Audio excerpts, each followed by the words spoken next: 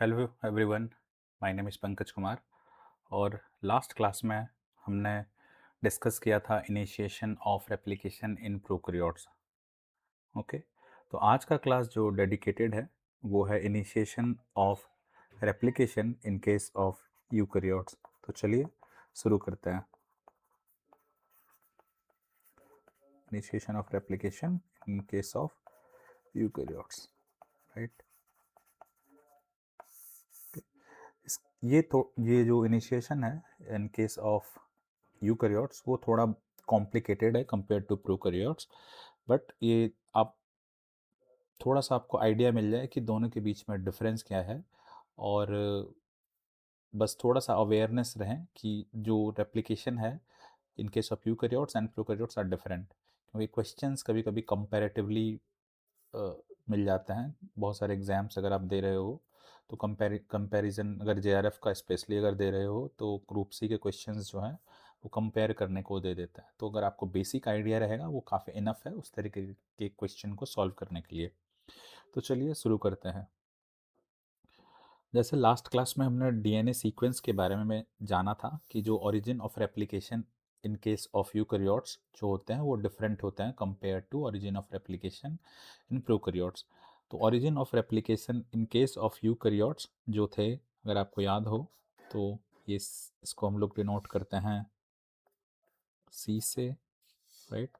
फिर एक सीक्वेंस था जिसको हम लोग डिनोट करते हैं ए से, फिर दो दूसरे सीक्वेंस थे वो थे B1, B2, B3, right.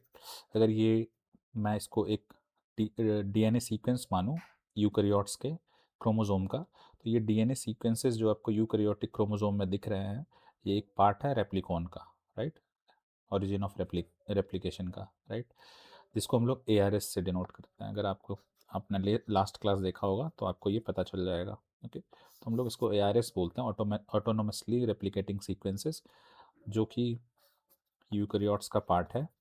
And eukaryotes में भी मेनली जो हम लोग पढ़ रहे हैं वो सैक्रोमाइसिस सेरेविसी, राइट। तो ये आप ध्यान रखिएगा।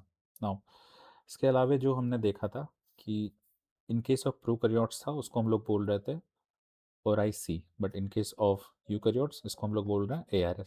इसके अलावा हमने देखा था कि ए एंड बी वन में जो है इसको हम लोग ओरिजिन रिकॉग्निशन सीक्वेंसेस बोलते थे। क्यों ए एंड बी वन को? क्योंकि इसमें ओरिजिन रिकॉग्निशन कॉम्प्लेक्स बाइंड होता है। Okay, origin recognition complex bind होता है एंड जो क्या करता है इनिशिएशन ऑफ रेप्लिकेशन स्टार्ट करता है in case of eukaryotes. Okay, तो जो यहाँ पे जो बाइंड होता है, जो पर्टिकुलर ओरिजिन रिकॉग्निशन कॉम्प्लेक्स, वो जो बाइंड होता है वो बने होते हैं 6 पॉलीपेप्टाइड से। ओके, और वो 6 पॉलीपेप्टाइड्स जो हैं उसको हम लोग बोलते हैं सी डी सी।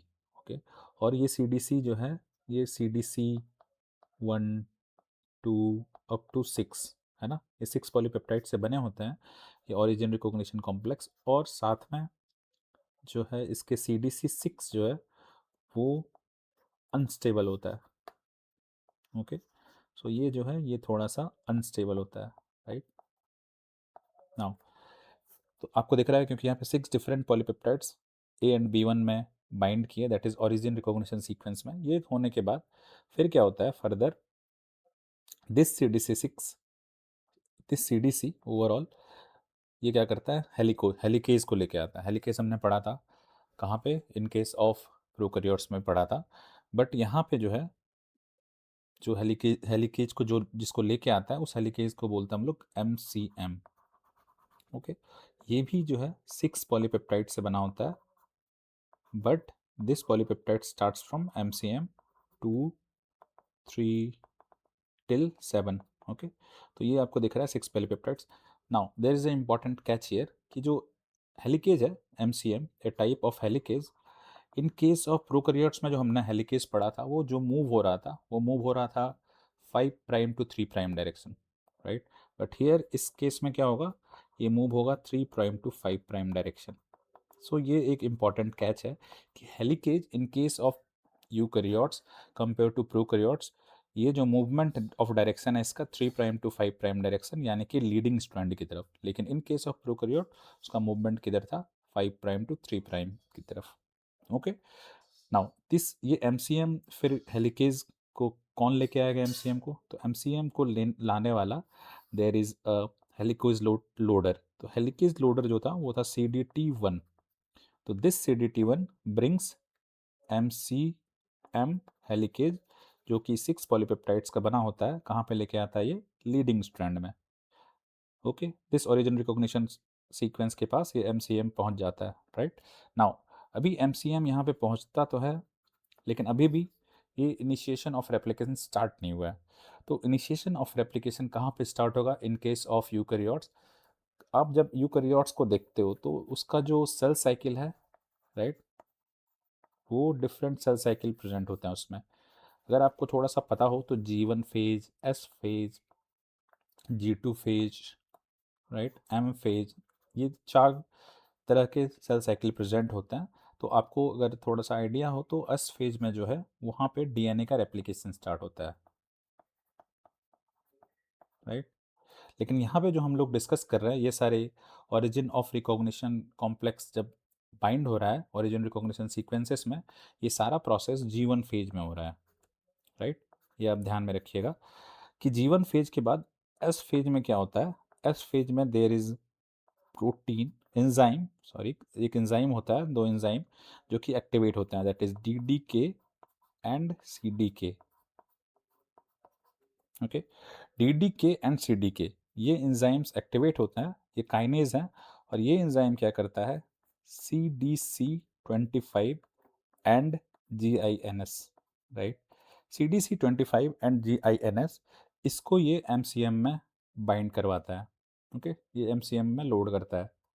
सो फर्स्ट अब तक हमने जो पढ़ा CDC, राइट, इसके 6 पॉलीपेप्टाइड कहाँ पे बाइंड हुए, ओरिजिन ऑफ रिकॉग्निशन सीक्वेंस पे बाइंड हुए। CDC के बाद फिर क्या बाइंड हुए, MCM with the help of CDT1, right. CDT1 के बाद यहाँ पे दो एंजाइम जो है CDC25 and GINS S phase में एक्टिवेट हुए। ये एक्टिवेट होने के बाद ये क्या करता है, ये MCM CDT1 में CDC25, आई मीन एंजाइम तो ये एक्टिवेट हुए, बट ये CDC25 and MCM and CDT1, okay, ये CDT1 ये बाइंड हो जाता है MCM के साथ, कहाँ पे, ORC में। ये सारे कहाँ बाइंड हो जाता है, यहाँ पे जो मैंने डिस्कस कर रहा हूँ ORC में। ये ORC में बाइंड होने के बाद, क्योंकि मैंने आपको बताया था कि CDC6 जो है वो एक अनस्टेबल प्रोटीन है, तो ये बाइंड होने के बाद और इसके एक्टिवेशन की वजह से ये CDC6 जो है ये ब्रेक हो जाता है, ठीक, ये डिग्रेड हो जाता है और डिसरप्ट हो जाता है। Then this ORC starts initiation of replication. Okay, तो ये ORC जो है फिर इनिशिएशन ऑफ रेप्लिकेशन स्टार्ट कर देता है, कब, ये CDC6 आफ्टर डिग्रेडेशन, राइट। फिर then initiation of replication starts in eukaryotes. और ये इनिशिएशन ऑफ रेप्लिकेशन यूकैरियोट्स में कहाँ स्टार्ट होता है, it will start at B2, अगर आपको पता है, दिस B2 रीजन पे, जहाँ पे क्या होता है, melting of DNA occurs. Okay,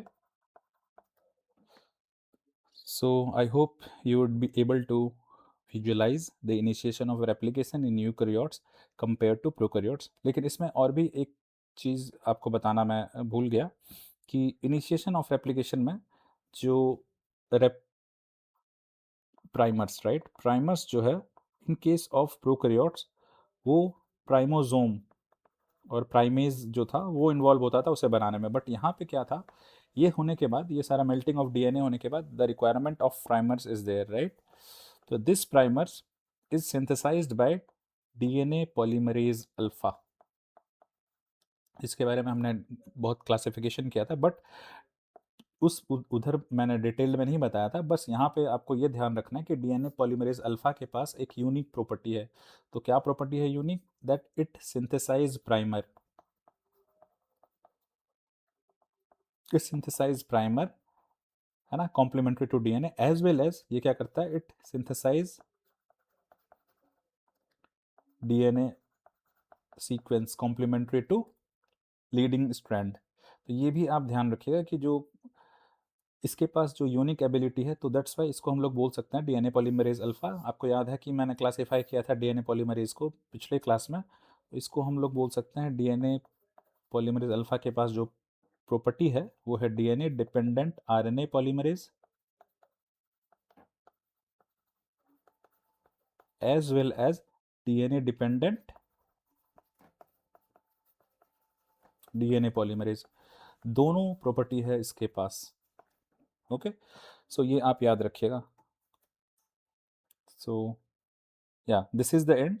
I hope ये आप इसको अच्छे से विजुलाइज कर पा रहे हैं, और आपको अगर लग रहा है कि कुछ इस लेक्चर में आपको कुछ मिसिंग लग रहा है, तो you can comment on this lecture and help me to know the things which I missed in this video. अगर आपको कहीं और बुक्स में भी दिख रहा है, देर अदर जगह पे कहीं दिख रहा है किसी और वीडियो में, तो let me know. So thank you very much. If you like this video, comment, subscribe and share to your friend जिसको ये रिक्वायर्ड है। Thank you so much.